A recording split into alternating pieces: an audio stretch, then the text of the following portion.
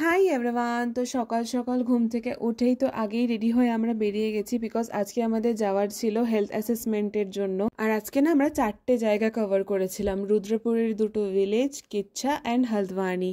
আর জার্নিটা এতটা টায়ারিং ছিল, এসব কথা তো নয় তোমাদেরকে পরে বলছি। আগে আমরা চলে এসেছিলাম হলদওয়ানিতে।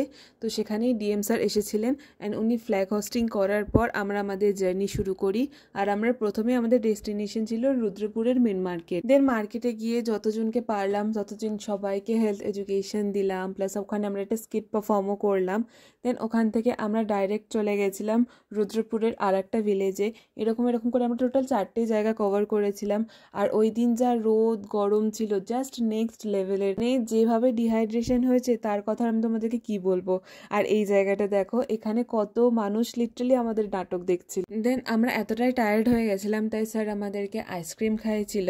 আর এখানে আমরা চানাচুর, তারপর মাটরি, কোল্ড ড্রিঙ্কস এইসবই খাচ্ছিলাম। দেন রাত্রে বাড়ি এসে আমি রেখার রুমে চলে এসেছিলাম। দেন বন্ধুদের সাথে গল্প করে এভাবেই কাটলো আজকে দিনটা। তোমাদের ভিডিওটা কেমন লেগেছে অবশ্যই